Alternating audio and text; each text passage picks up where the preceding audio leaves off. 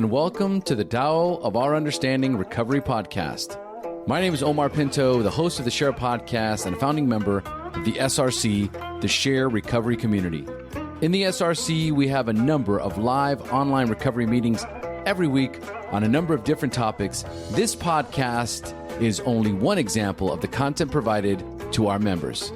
In this meeting, a chapter of the Tao Te Ching is discussed every week as to how it relates to recovery.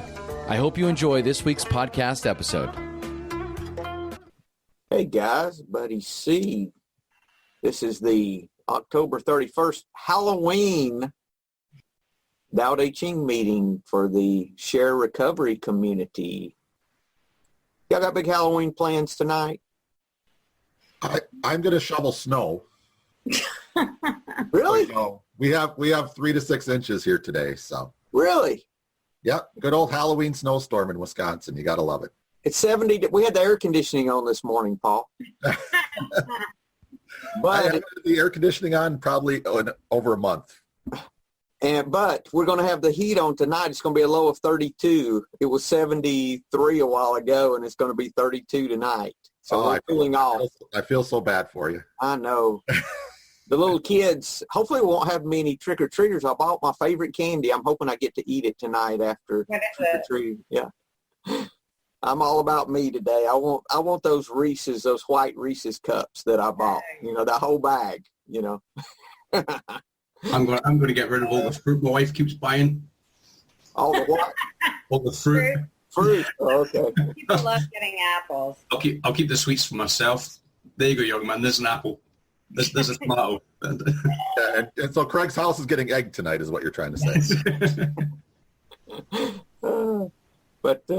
That's we'll be, the rain's going to get out of here in time, so I'm thinking we're going to have trick-or-treaters, so I don't think I'm going to have any candy to eat tonight. But yeah, we had our trick-or-treating last night, and it was not snowing, but it was pretty cold for the kiddies. So okay, well, we've got a good, we're going to be talking about the 65th chapter of the Tao Te Ching this morning. Let's be open today. This chapter, for me, is about staying simple-hearted, about not knowing. Lala, will you, I didn't introduce y'all. Lala and Tina and Paul and Craig today. Welcome. I'm sure we'll have a couple more chime in. I really like, as I do all the chapters, but this one is talking about that, what I see in it, is talking about that idea of being open-minded, having that beginner's mind, about approaching situations in life as not having it figured out. I used to come into situations where I was being taught something thinking I already had it figured out, so I would not learn. Or approaching someone that had a situation or had a problem, me already knowing the answer before they explained the problem to me. And approaching everything with this idea that I do not know. Lala, you going to get you to read for us, dear. Let me share the screen. And the link is in the share if you would prefer to use that. The 65th chapter of the Tao Te Ching. First translation. In the beginning, those who knew the Tao did not try to enlighten others, but kept it hidden. Why is it so hard to rule? Because people are so clever. Rulers who try to use cleverness cheat the country. Those who rule without cleverness are a blessing to the land. These are the two alternatives. Understanding these is primal virtue. Primal virtue is deep and far. It leads all things back toward the great oneness.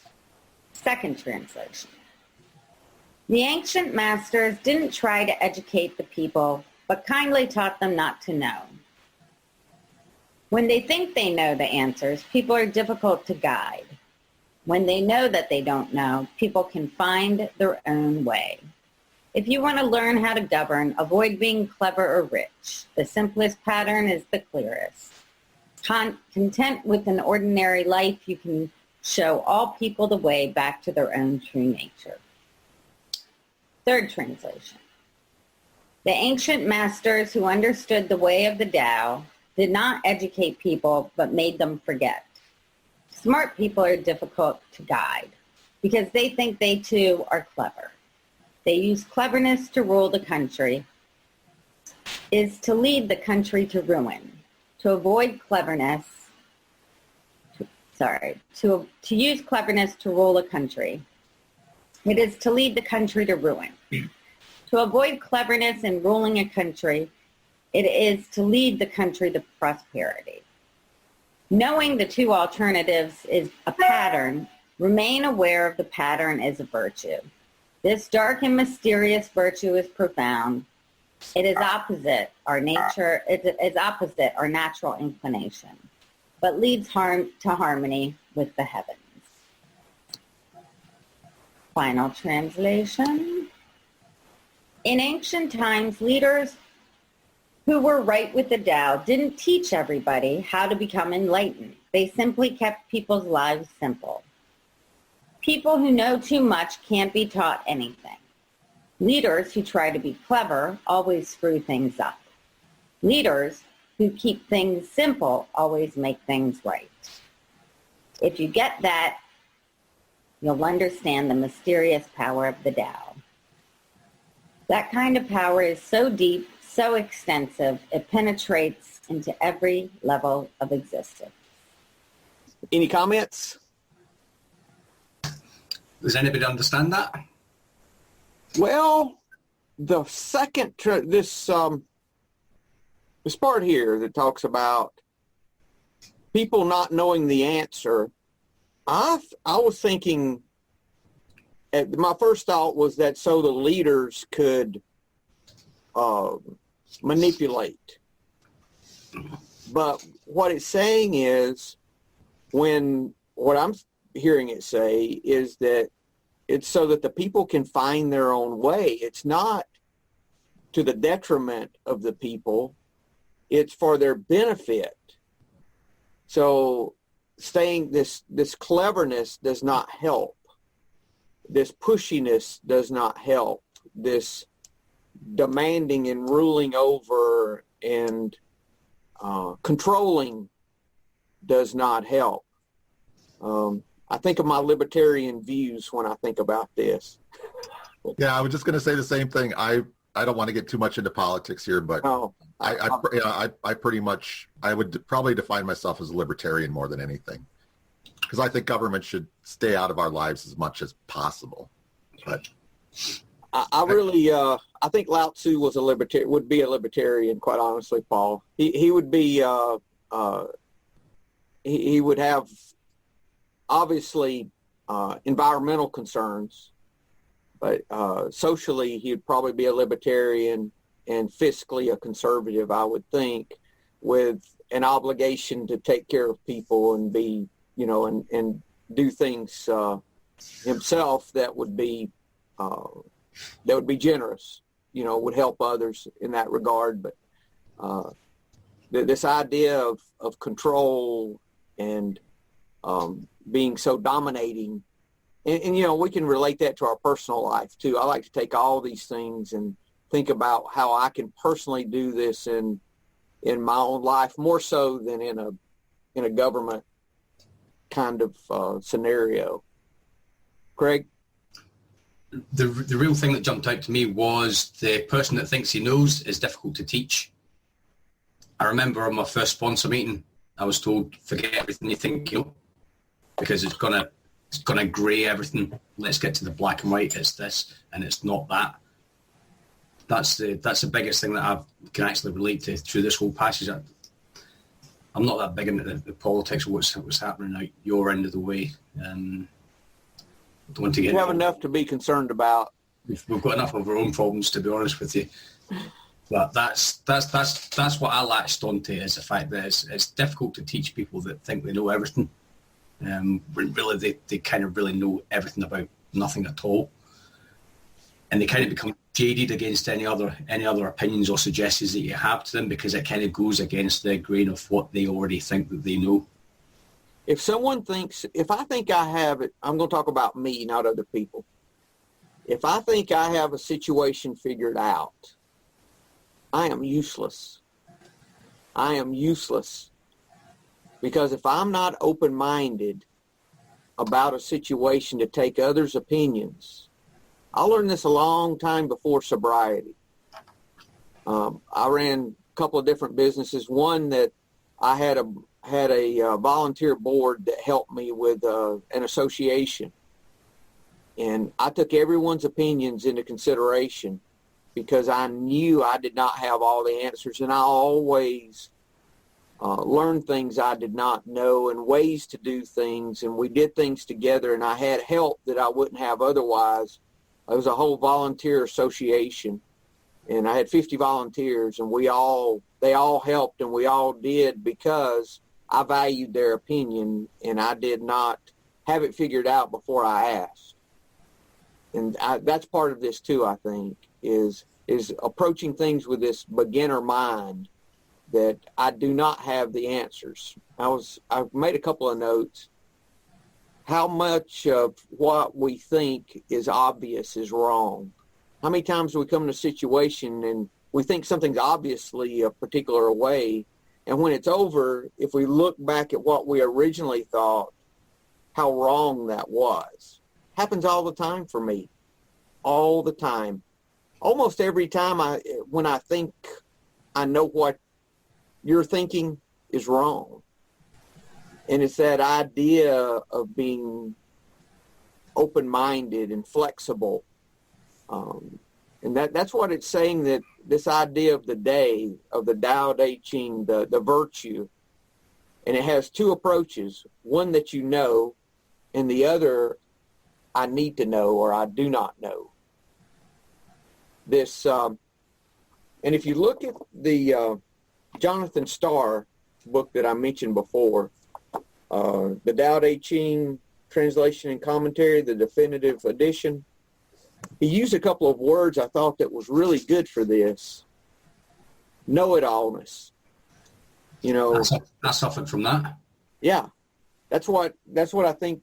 That's what he thinks they're talking about here, is know-it-allness, and using outer knowledge rather than inner knowledge. I mean, there's nothing worse than having to deal with a know-it-all. Nothing worse, because they never learn. I was living in Bulgaria once, and my dad was a visiting professor there, and one of his she wasn't a professor, she was just a friend of his, and she said, you know, teachers don't really ever learn anything. They just regurgitate information. To which my dad replied, well, of course, you know, no, we're constantly learning new things. I mean, there's constantly updates and all that sort of thing. But yeah, it's when you're an open vessel, you are open to learning more.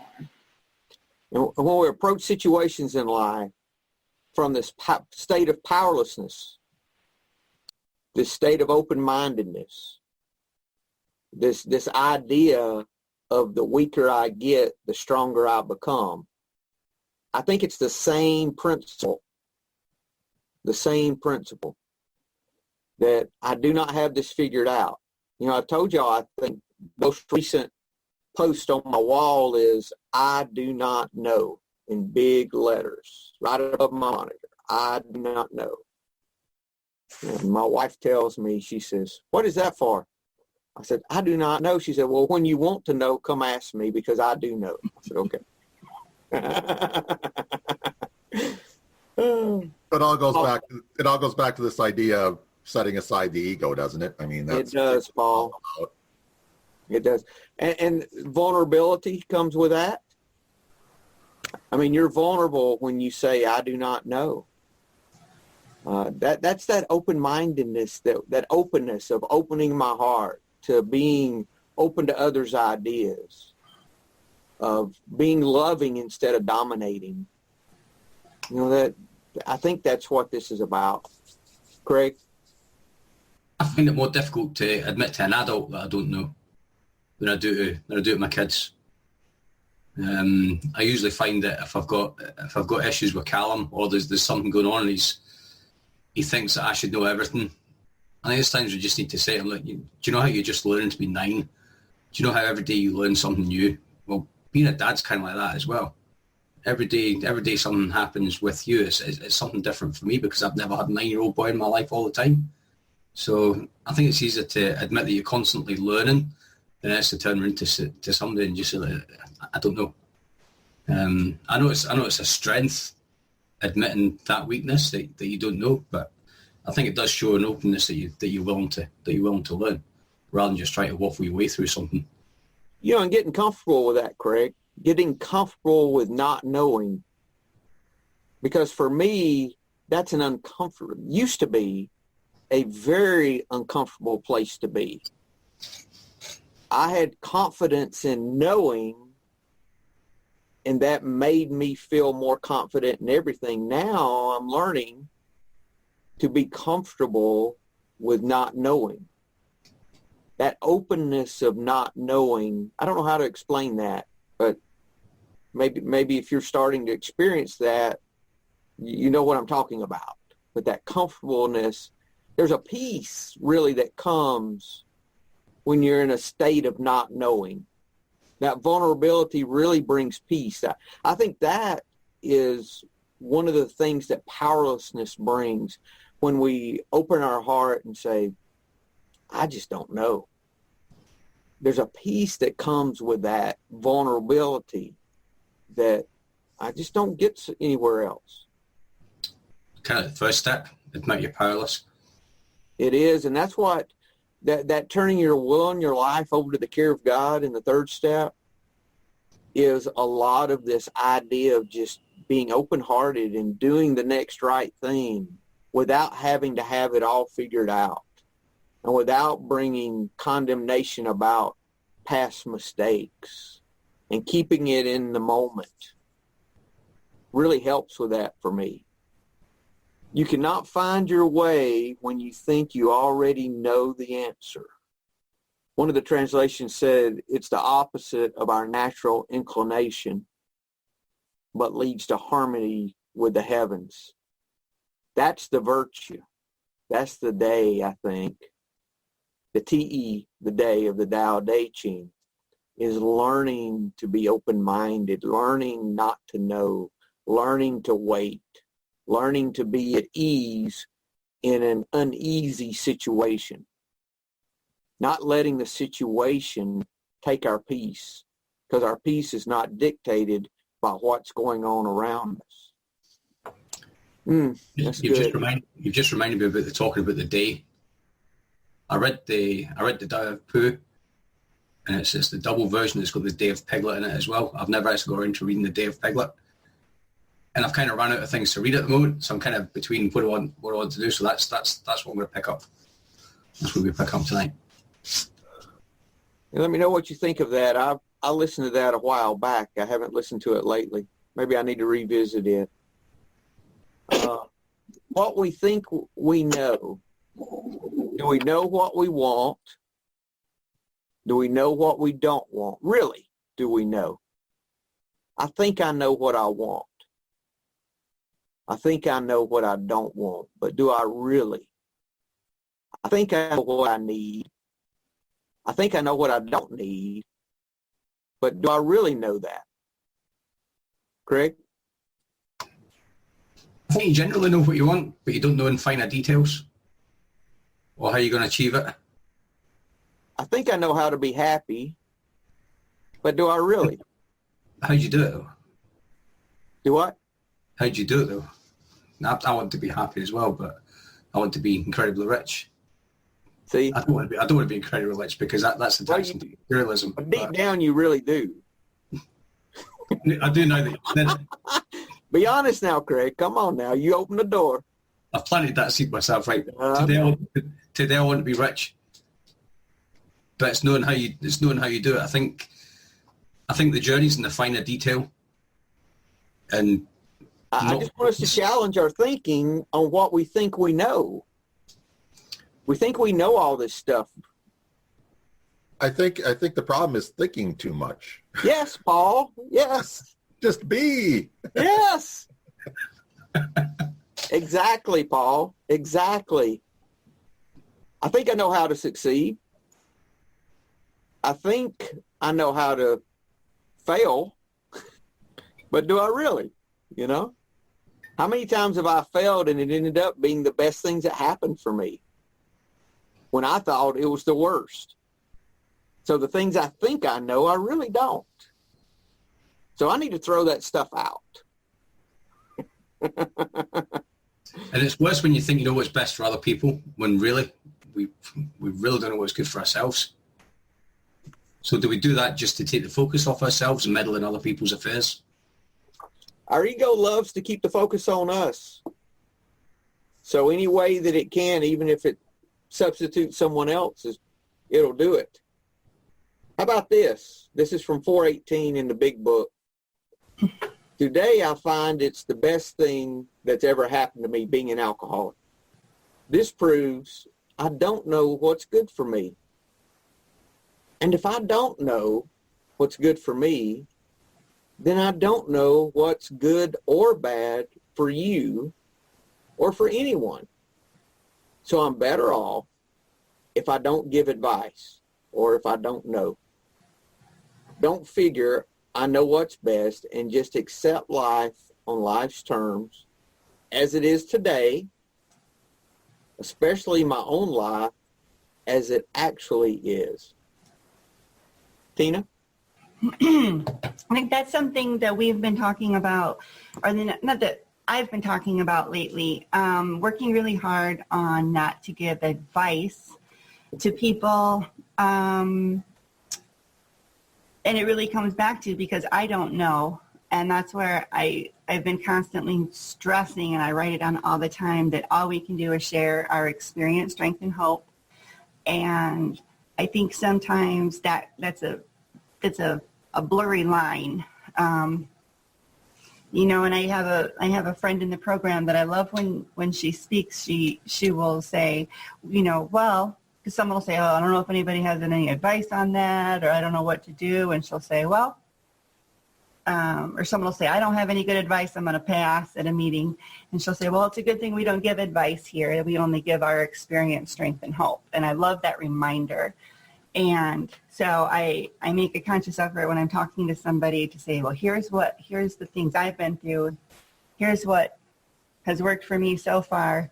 But I find great comfort in that not knowing, because I used to think I had the answers, which gave me a moral obligation to guide everybody else into their wisdom, rightful truth. Yes, Tina. Fix everyone. Yes. And I remember being so happy the first time I got into recovery and I heard somebody say, you're not responsible for the world's happiness.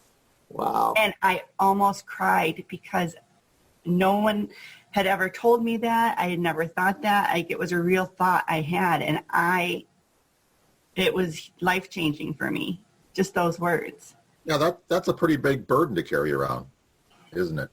What a relief. To solve everybody's problem. Yeah. I mean, what a relief not to be responsible for others' happiness. What a relief. You know, and the same with our people we work with in recovery, our sponsees.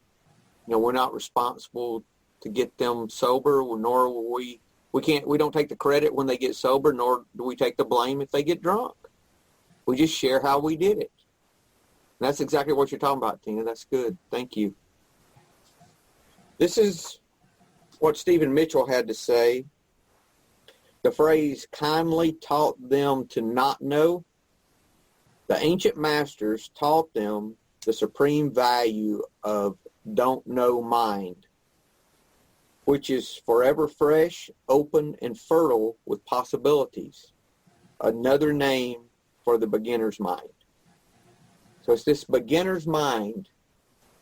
My friend Zachy and I talked about this chapter one morning, and he thought about his children, how And when children want to do something, but they won't let you show them how to do it, and they, no, I'll do it. And until they let you, you cannot show them.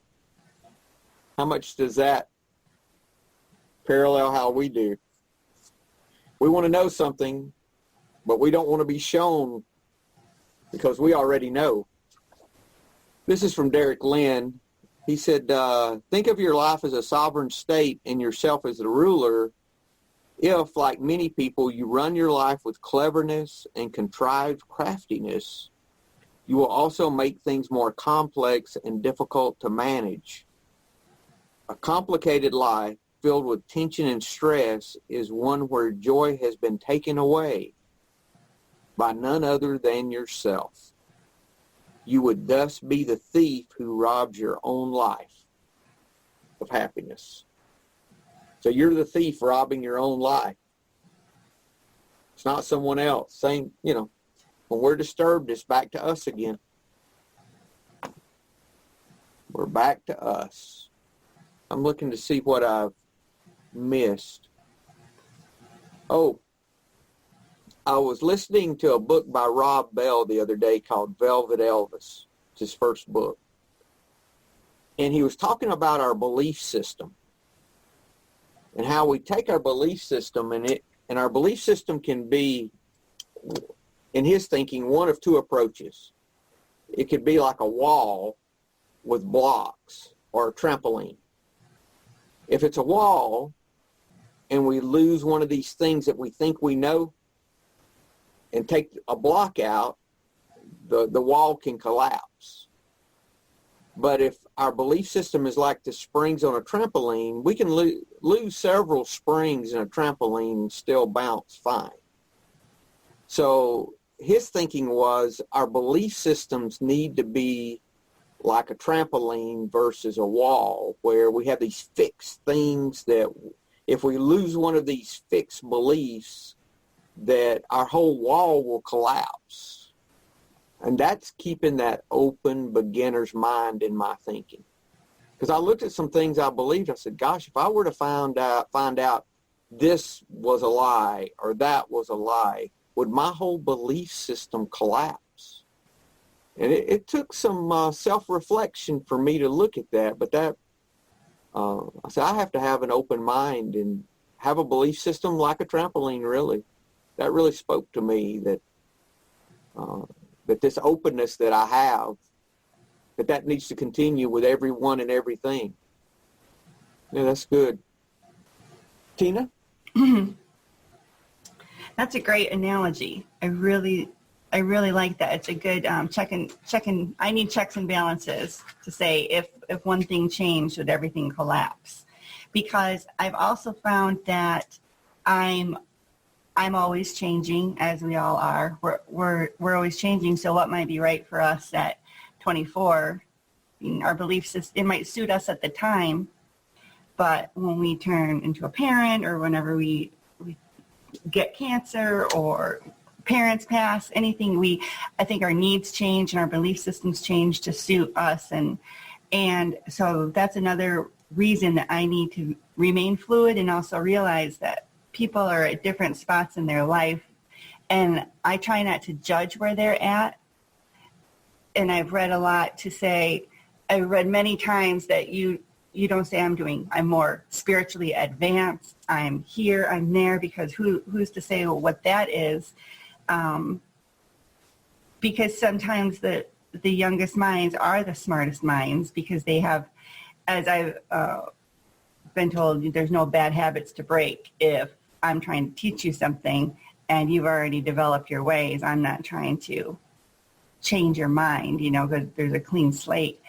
But there's been too many times that I've been wrong in the past for me to, and I think that's kind of helped me realize I don't have the answers. I don't want to say not even just wrong, but just I thought, oh, that's a different way to look at it. And it's really hard, I think, especially for leaders, because they're trained to, I'm thinking about my husband in this situation who is a boss, and he has all these people asking him things every day, and he has to quickly come up with the right or wrong answer. And so when I talk to him sometimes, he's already trying to problem solve. And we were talking about the other day, like some people, that's what they do. And so it does get hairy whenever I see people saying, I need to have the answer because it's more efficient for my life. But if you have the time or make the time to just listen, sometimes my kids come up with better ideas than I do on how to do stuff. And I thought, I've never looked at it that way before. But it's better to look at it from a simple mind. Tina, we can have our ideas about something and be open-minded at the same time.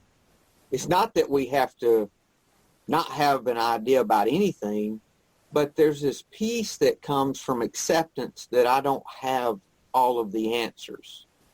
We can be at that place and have an idea, but yet still be open to other people at the same time. I've learned I can do, and that gives me peace, knowing that it's not that I have to, think of myself as less, that like I don't have any solutions, that I'm worthless, my ideas don't matter.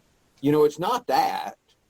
It's that we're open, our heart's open to other people, and we're willing to consider what they have to say and not come from this egotistical point, this point of cleverness, this point of know-it-allness, that we have all the solutions, Yeah, that's good. Anyone else before we go to Wayne Dyer? Wayne Dyer has some good stuff today, I think, Craig. Yep. So he calls this chapter Living by Staying Simple-Hearted.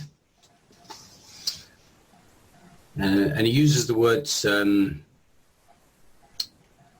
ruling a country. Now, I've used country as the aspect of running a family, running a business, running anything in a position of responsibility rather than a position of leadership or being better than somebody. So he says, if you're currently in the important position of ruling a country, I encourage you to take this wisdom especially to heart. If you're not, I suggest studying this passage of the Tao Te Ching from the perspective of your personal life, which most likely involves leading others. Supervising or parenting shouldn't be imposing bureaucratic rules or impressing others with your supposed intelligence and superiority. A truly influential person isn't cunning, doesn't shine forth, rule with cleverness, or instill fear in those he or she is designated to oversee. As Lao Tzu explains, when they know they do not know, people can find their own way. In other words, they effectively guides others to their own nature. The realization you're invited to consider here is that your job is to help others know that they don't know. Stop there. To help others know that they don't know. So your job is not to tell them. Your job is to help them know that they need to look too, just like you're looking. And the idea behind that, I think, and he says it in the translation that he uses, is, and we saw this in the other translations too, that let's start with the simplest answer. Usually the simplest pattern's the clearest. Usually, what do we hear in recovery? To keep it simple, stop thinking and end your problems. A lot of times I start, if I'm troubleshooting something, I used to have a job that I troubleshot a lot. Okay, what is the simplest solution? Let's start there. Maybe the power's off. Oh my God, the power was off. The button hasn't been pushed. Okay? I mean, the simplest things a lot of times are the answer, not the most complicated. So just starting there and this realization that we don't have to have the solution. Let's just be open-minded and start there. Yeah. If they believe that they do have knowledge, then they'll never find their way back to Tao nature. That's because they're relying on ego input, which tells them that their true essence is their identification with physical or material world. One who lives according to the Tao knows that ego is a false master, drawing people away from knowing the true nature. Implementing teachings of this verse by refusing to convey superiority or intellectual ingenuity. Instead, show others how to live from the Tao perspective, know what's best for them, nor do you even know with any degree of certainty how your own life should go.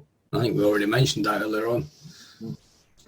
Let other people know that you're willing to ask for guidance. Show them that you're not in charge, either of them or of what happens to you. Allow them to see a man or woman's humble lives peacefully in cycles of life and stays simple-hearted. As you change the way you look at leadership, you'll see that individuals who are willing to surrender their egos enjoy a connection to the Tao energy and become simple-hearted leaders. Their only task is to help everyone in their sphere of influence realize that they also do not know. Lao Tzu seems to smile wryly as he informs you of this wondrous paradox. I think about that when it comes to sponsorship. I think that type of leadership kind of rings through in that paragraph. You know, Craig, that statement or phrase, individuals who are willing to surrender their egos, enjoy a connection to their Tao energy, and become simple-hearted leaders. And that can apply to our individual life too, not just leaders. You know, that when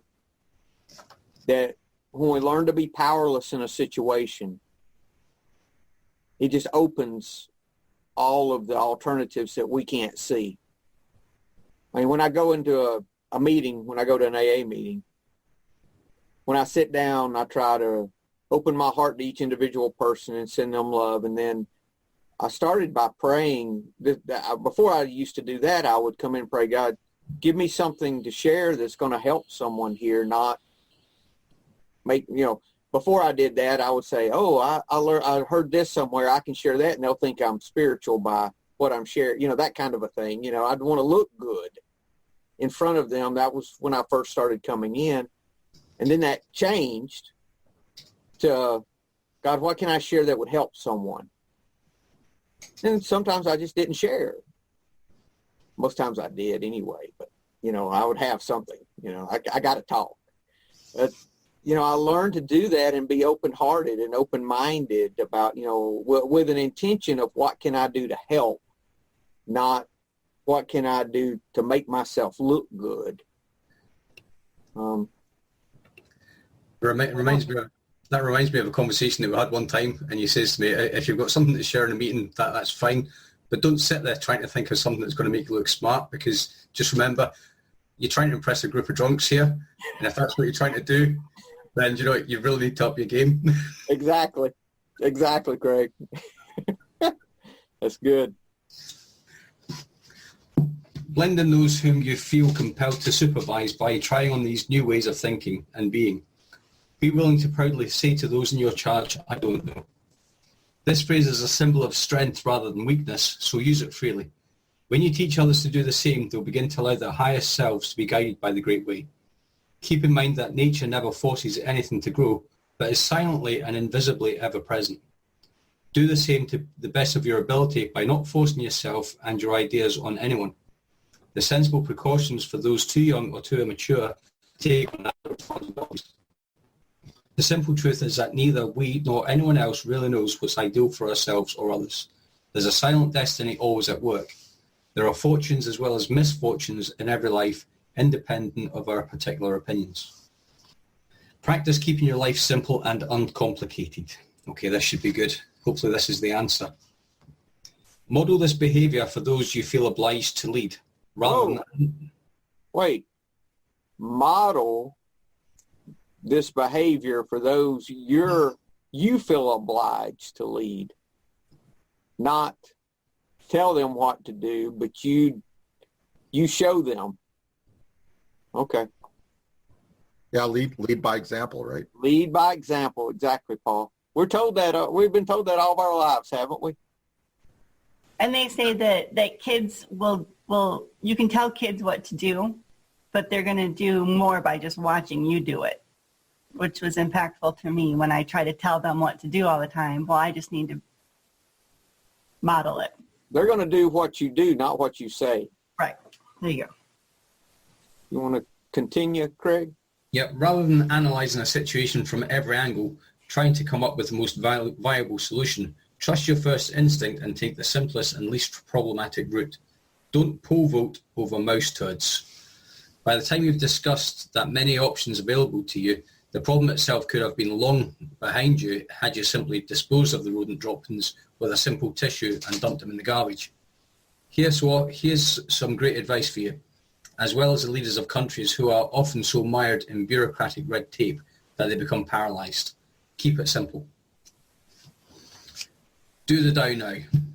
In as many ways as possible, demonstrate your understanding of what Lao Tzu meant by asking leaders to be content with an ordinary life. Spend the day without the label of parent, supervisor or boss, and put yourself on an equal footing with those you usually look to for direction. Think of yourself as one of those you lead. In fact, pretend that you are him or her for one day. This will give you an awareness of how to put the Tao to work right away. I found that when I practice this with my children, they respond according to their own best and true nature.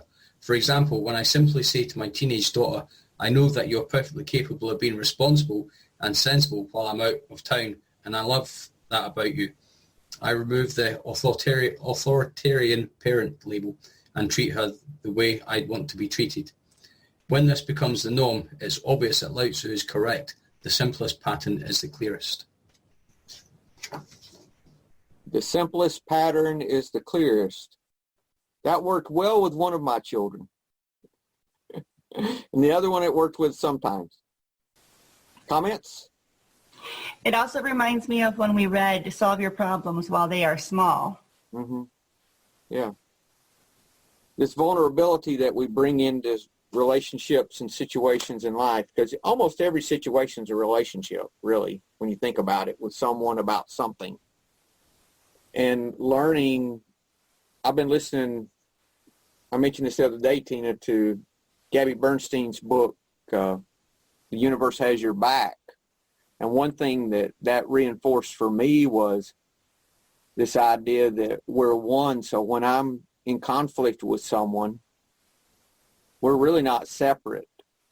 If I can think of how we're similar, I can usually get some peace in the situation rather than thinking how we're separate.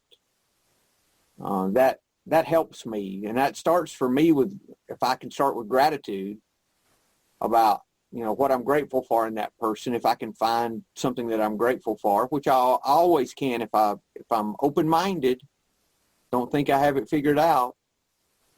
And then I can start seeing similarities, because there's always similarities. There's always similarities. And if I can start there, then I can get some understanding and take this personalization out of whatever's going on, that they're not doing this to me. And I can start getting some peace in the situation and some open-mindedness. And once I'm open-minded, I can get some peace about it, and whether I'm happy with it or not. Because there are unfair situations that happen. I don't have to be happy with it to be at peace about it. I just have to accept it. I can accept things sometimes that are unfair or not the way I would like for them to be. Tina? Yes, and also I just started reading the second book by Gabby, Super Attractor, or listening to it on Audible, and it's a great continuation, I've found.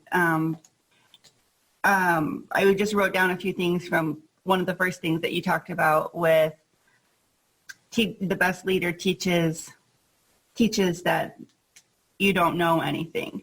And throughout the years, my opinion on this has changed, but my husband, who's a machinist, comes from a line of machinists, it's best to learn from somebody who's been there, but from the older guys. And his grandpa was about 90, I think, and he told my husband, he said, I've taught you everything I know and you're still stupid. And at first I thought, how mean?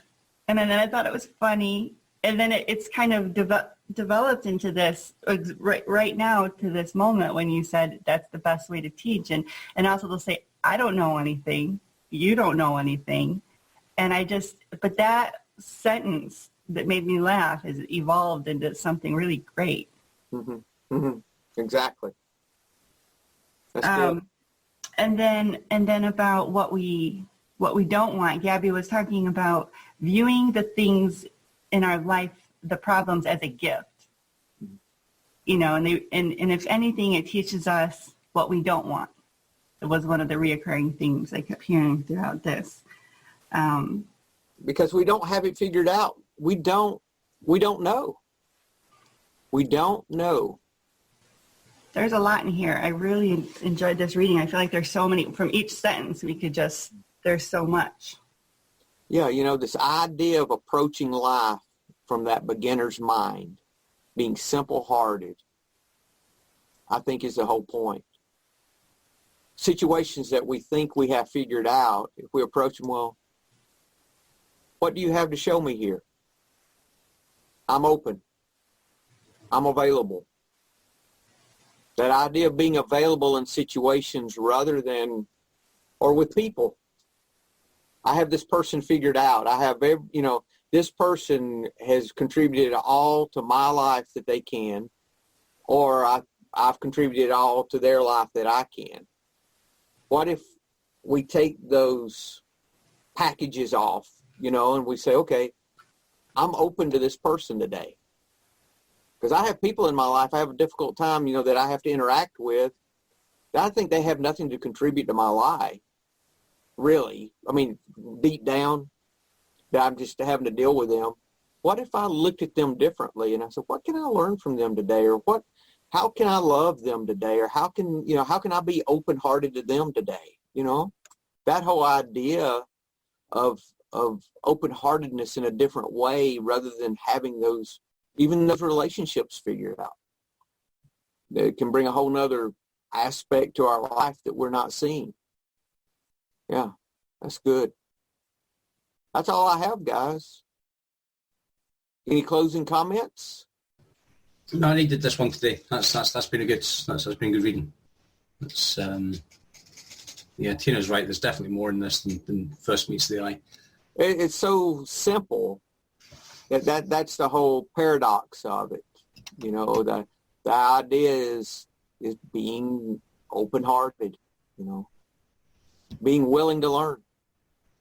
So you guys have a great week, and we'll see you next week. Bye.